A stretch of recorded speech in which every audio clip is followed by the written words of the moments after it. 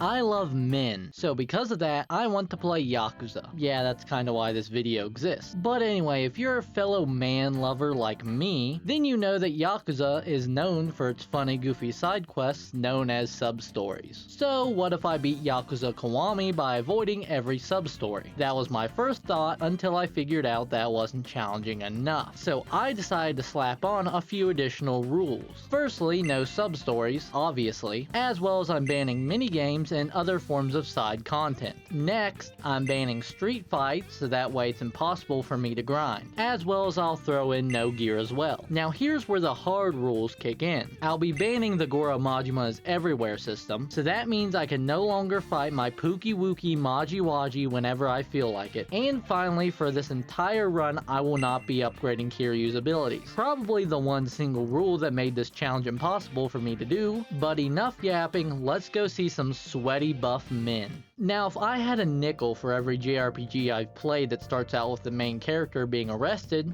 I would at least have 2 nickels. But it's actually not that strange that it happened twice. But after this, we get a flashback to the events of the previous day. And after watching Kiryu sway that tight little ass of his around, I get an introduction into the combat of this game. And at this point, it's not that in depth because it's just me spamming square and triangle over and over. But because I won't be using upgrades, most of the fights will be like that anyway. Then in my next fight, I learn how to quick step and I learn how to do heat actions. So now I can learn how to smack the goofy out of this guy and win the fight. And then we meet Daddy. I mean Majima. Chat, I don't know why you said that. That's kind of weird. Anyway, he proceeds to spank this guy with an umbrella. And it should have been me, just saying. But as quickly as he comes, he goes. And I meet up with 10 years in the joint. Yeah, he doesn't need an introduction. But after meeting with it, I get yet another flashback. In the same flashback. But then after unlocking other styles of fighting just to beat up a homeless guy, I then proceed to bum money off Shinji to buy back the ring that was stolen by the homeless guy and sold to the pawn shop. All the while, Shinji thinks I'm spending it on women, which to be fair, if this were to happen in real life, I probably would be. But after securing the ring, I head back to the bar and give it to Yumi for the flashback to end. Well, not the first flashback, but the second flashback. But anyway, back to the present flashback. I don't know, but I know that Nishiki is gone, so after leaving the bar, Kiryu turns in the money to Kazuma and this fine-ass man before learning that Dojima kidnapped Yumi and that Nishiki is on his way. And by on his way, I mean that Nishiki is already off Dojima. And that's kind of a pretty big deal given the fact that Dojima was kind of the big boss man to them. So to protect Nishiki and Yumi, Kiryu takes the fall. And now we're all caught up on the events of that night, yippee. And during the iconic Inmate 1356 fight, we learn that Kiwami does in fact mean extreme. And after useless Nishiki gets called useless, chapter 2 begins, right with a time skip like every good anime, where we learn that the Tojo clan isn't looking the best right now because they're kinda missing 10 billion yen, so that's kinda awkward to hear that just getting out of jail and all. And as soon as Kiryu takes one step into Kamurocho, guess who's there to meet him again? I say with a big toothy grin on my face. Now because he's been in prison for 10 years at this point, all the previous upgrades and abilities he has are gone. And because of that, Majima easily kicks my ass here. Not in a good way. So I guess you can say that spending 10 years in the joint made me a fucking... Yeah, I already referenced this joke enough already, but you get the idea. But after the fight, Majima graciously agrees to ambush me randomly throughout the game. But because I banned his fights, I'll be forced to ignore my Pookie Bear's call to battle. Anyway, after this is my first real fight of the game against punk-ass Abe. And after receiving some very painful back shots, I managed to grab his face and slam it into the pavement, just to crush his testicles underneath my heel. So after that, Abe lets me go, and I get the info I need to head to Stardust, only to get in yet another fight because Kiryu isn't the best at explaining things. Luckily, I have my beloved rush style, so I get through this fight fairly unscathed. Other than my failed quick time event, but that's fine, it's not like it's gonna happen again.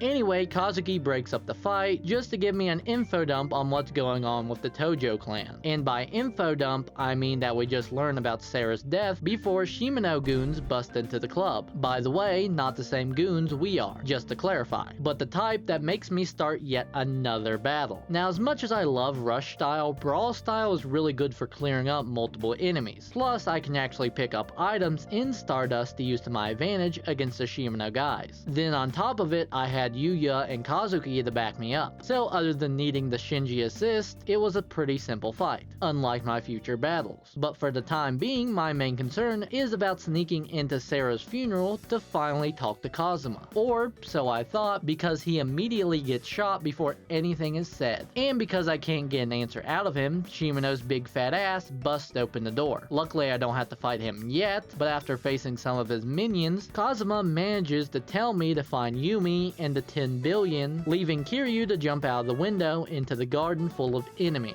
Now, in the garden, I luckily have these giant ass stone lanterns. Kiryu can swing around like my ball sack.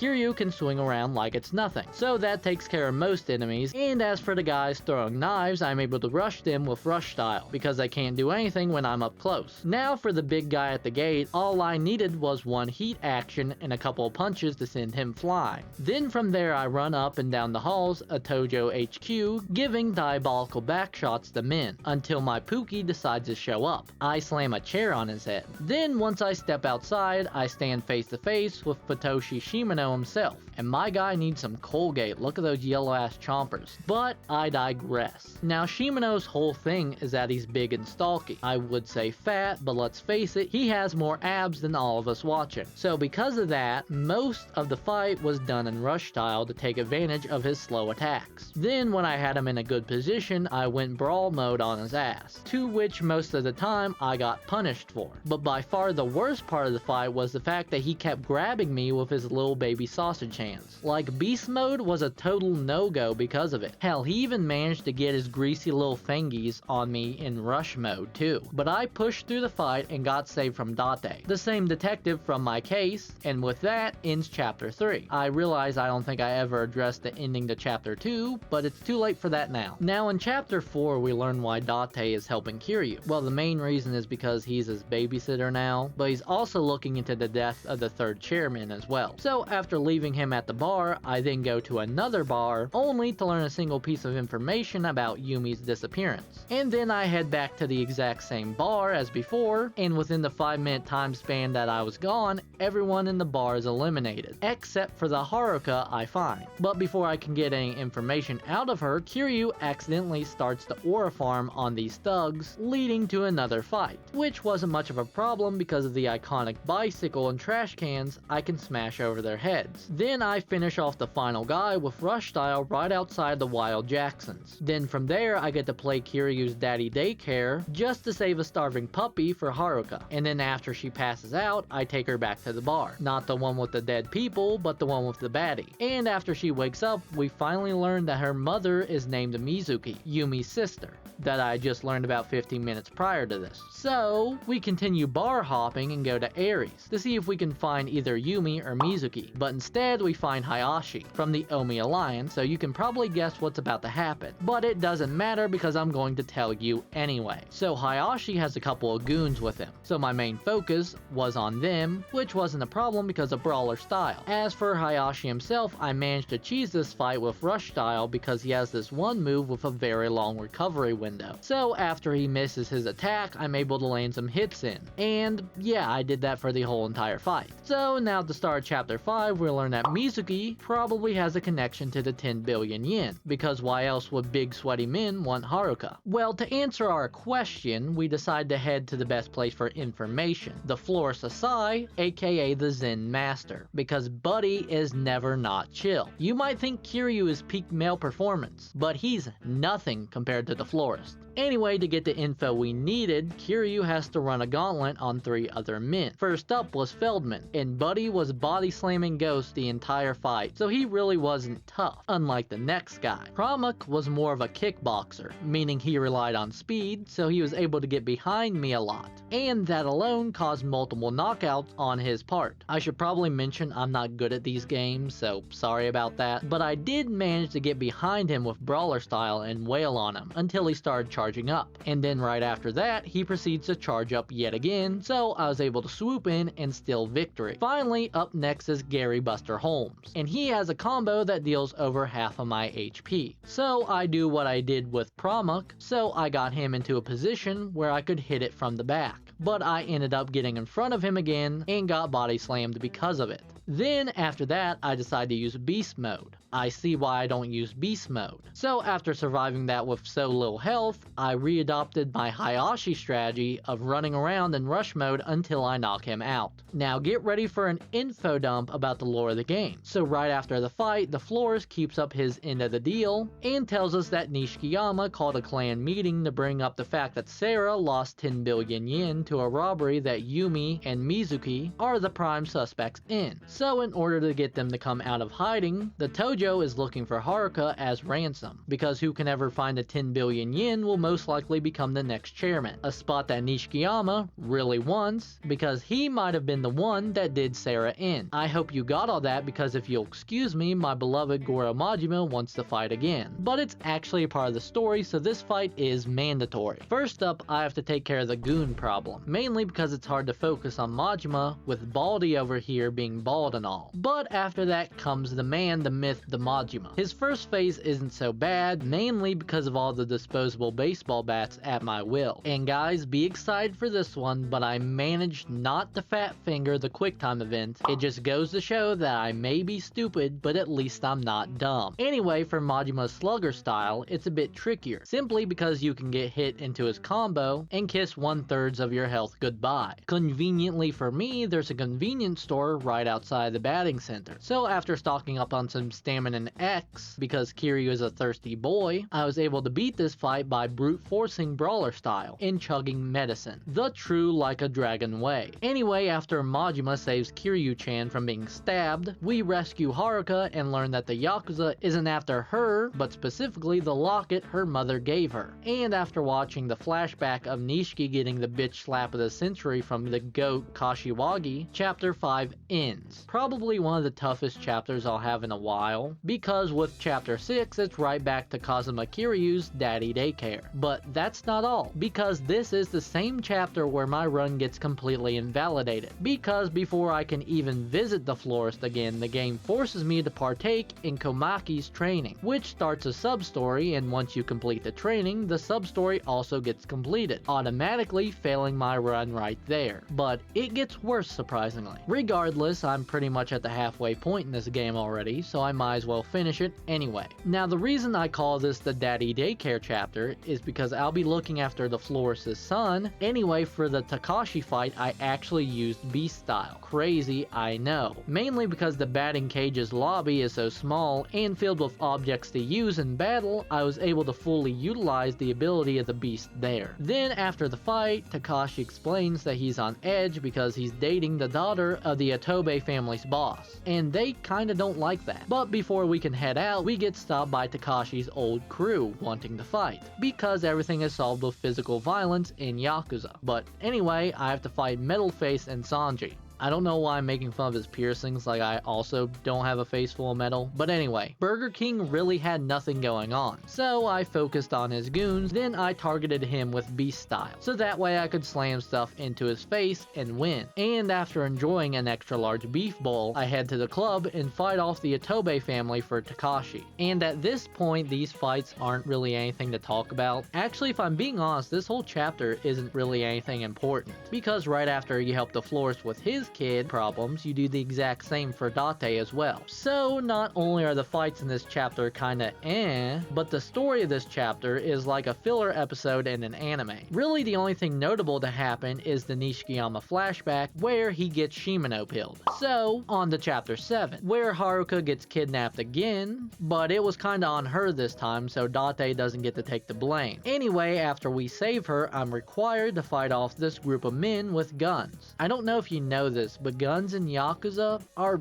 really annoying. I say patiently waiting for the Arase fight, but for the first half of this fight, I run around and focus my attacks on enemies with guns, so I don't have to deal with spamming X for the entire fight. Now the main, mystery man in this fight does have a gun, but I guess luckily for me, the mandatory sub-story did teach me a heat action for dealing with firearms, so I'm glad that came in handy at least. Then once Haruka recovers, we break the news to her that her mother is dead. Rip Bozo. Anyway, to get the heat off Haruka, we decide to take her to the safest place we know, the homeless camp right outside the florist's own personal red light district. Yeah, it's no wonder this kid is so traumatized. But to compensate for that, Kiryu and Haruka have daddy-daughter time at the local shady gambling house. That of course leads into a fight. Now, I would argue that this is the smallest area in the game where you have to have a mandatory fight, and what makes it difficult is there's no items for Kiryu to swing around like in the batting cage's lobby. It also doesn't help that there's two mini-bosses here in this fight, the dealer and some random ass Iwazaki fucker. The best tactic I found was to run up and down this little hallway while occasionally coming out to throw a punch. That way the enemies would get spread out and I couldn't get wombo comboed into a corner. Then once the runs of the litter were finished off, I focused all my hate and suffering on Iwazaki because man, get your bitch ass out of here. Then with my beloved rush style, I sent the dealer flying across 2 rooms. So much for daddy-daughter time. But after dropping Haruka off at Hobo Central, I go drinking with Nishikiyama. And he didn't just get Shimano pilled, but this fucker OD'd on that shit.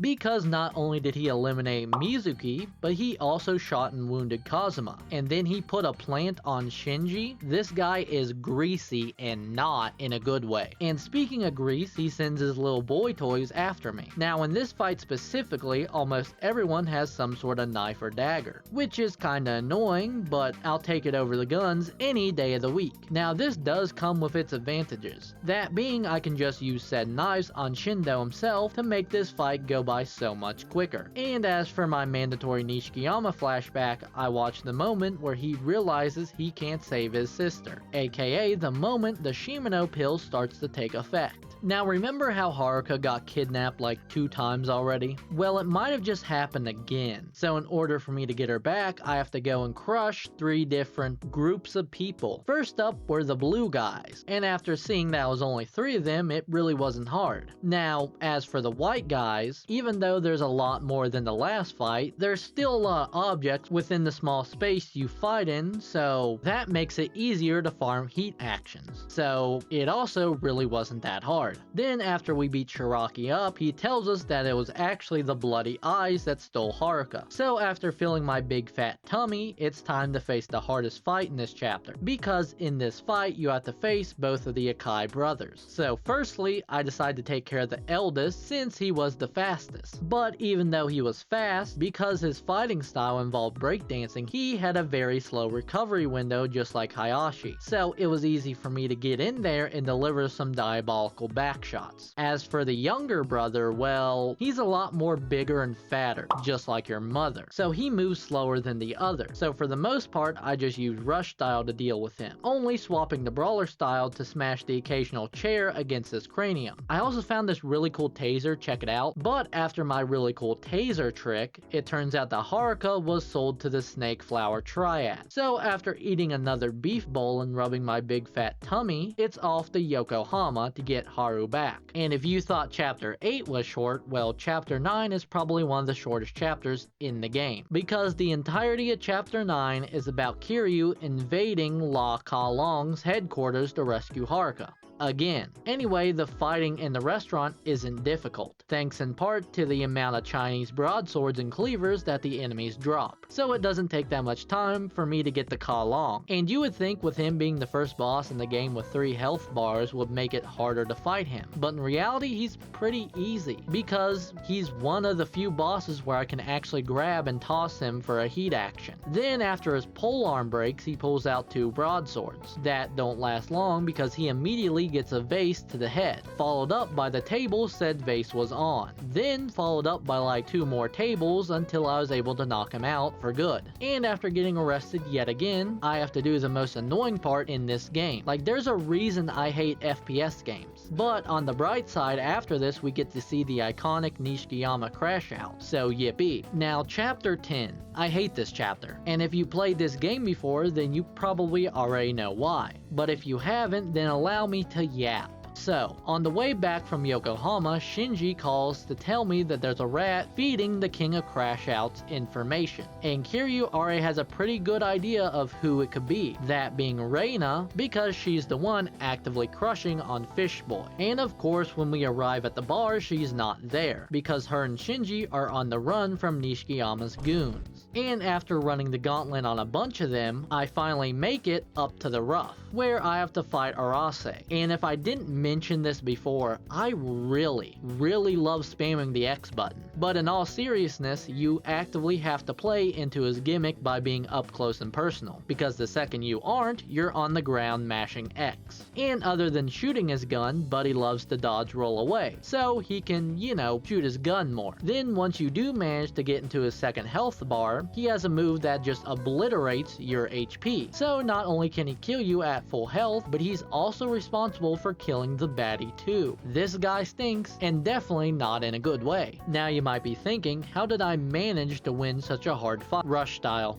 Yeah, the only thing I could think to do was to dodge into him with rush style, and that eventually worked. So after that we get our reference to Yakuza 3 and move on to chapter 11. And chapter 11 starts off with me passing up on a baddie. No, not her, this baddie. But that's not the worst part, because in order for me to even get into the soap lane where Shinji's girlfriend works, I need to spend 300,000 yen on a membership card. And seeing as I'm broke bitching it both in-game and IRL, it looks like I'm going to have to grind for money. Meaning I fail this challenge even more than what happened in chapter 6. I mean, I'm already at chapter 11 out of 13, so I might as well just have fun with the rest of the game. And speaking of fun, as I'm telling Shinji's girlfriend to rip bozo, Majima crashes a dump truck into the soap land, getting in for free while I had to pay to win. Not really fair in my opinion, but I let that opinion be known by slamming slabs of concrete on Pookie's head. Now starting chapter 12, I get wombo comboed into another info dump, so I hope you're ready to listen. So it turns out the person whose money was stolen wasn't the Tojo clans, but it was Jingu's. And if you have no idea who that is, well, that's my bad for not explaining it, but Jingu is a politician who has ties with the Tojo clan, and that's how he met Yumi, and after a while, they ended up having Haruka together. But then Jingu was like, nah, fuck this, and asked Sarah to kill both of them. And when he tried, he got stopped by Big Daddy Kazuma. So then Kazuma, with Sarah's help, put Haruka in the orphanage to hide her, and created the fake sister to Yumi, Mizuki, for the real Yumi to pose as. That's most of it. But for now, Shimano is here, because, I don't know, but he's angry and bald, and to me, that's enough justification to beat him up. First things first, we gotta say goodbye to all of his goons, so bye-bye. And then from there, this fight is exactly the same as it was in chapter 3, even down to his little grabby baby hands. Except this time, he has like triple the health, so it takes a lot longer for me to deal him in, because rush style does doo-doo-ah damage. But after the fight, Shimano gets his revenge by blowing up Kazuma. Literally. But in his dying breath, he gives us the chairman's will, so we can confront Jingu. And with that, we head into the final chapter of the game. And while I can talk about the numerous faces I bashed into the pavement to get to the top of the Millennium Tower, I decide it's not really important for the ending of this video. So once we reach the top of the tower, Kiryu finally finally reunites with Yumi, as well as Haruka. She's here too, I guess. But before we can call this a happy ending, Jingu shows up just to be like, ooh, I'm evil, ooga booga booga. So now Kiryu's legally required to punch him in the face. But first, he needs to aura farm about being the 4th chairman of the Tojo clan. Now, Jingu's fight is different from the others, mainly because if you fail beating him up, you have to start at the beginning of the round and fight multiple waves of enemies again. But luckily for me, these enemies do drop a lot of guns, so I can just use them to my advantage. But then once I got the first part down, I continuously failed to beat Jingu and his 2 guards. And after spending a whole day on this fight, I decided that since I already failed the challenge, I would just lower the difficulty, so I could at least end the game. Something that I really didn't want to do, but I really had no other options other than just quitting, so please forgive me for my sins. But after lowering the difficulty, I managed to take out Jingu by spamming heat actions, and as for his 2 guards, I managed to take them down by just using brawler style to deal them in. So now with that done, we can get a happy ending, right? Well, we would have if it wasn't for 10 years in the joint showing up for the 10 billion yen. I can say that joke again because enough time has passed. But in order to officially end this challenge, we need to teach Nishikiyama a crash course in personal finance. Also, Kiryu gets shirtless for this fight again, so I think this goes without being said. But as for the crash course, well, it kinda just devolves into me grabbing random ass objects and slamming them into his frontal lobe. All the while, he gets sturdy with every punch he lands. And if you were betting on which object I used to knock him out with, well, if you happen to chose the red bar stool, you win. This, I guess. Anyway, now it's time for my happy ending, right? I say with a big toothy grin on my face. Well, that's not very happy, is it? But I guess what kinda is happy is that Nishikiyama takes out Jingu in the 10 billion, along with himself of course, so rest peacefully Saguru Geto. And with that, Kiryu becomes and retires as the Tojo's 4th chairman in a single day. So that's a new world record. And while he pretty much lost everything, he still has his daughter, and Majima. Can't forget about Majima. And with that knowledge, the credits roll. So, can you beat Yakuza as a minimalist with no upgrades? Well, you can beat it with no upgrades if you're actually good at the game, unlike me. But as for the minimalist part, sadly that's a no, because of the forced grinding and mandatory sub-story. Now, the $1 million question. Will I return to make another Yakuza video?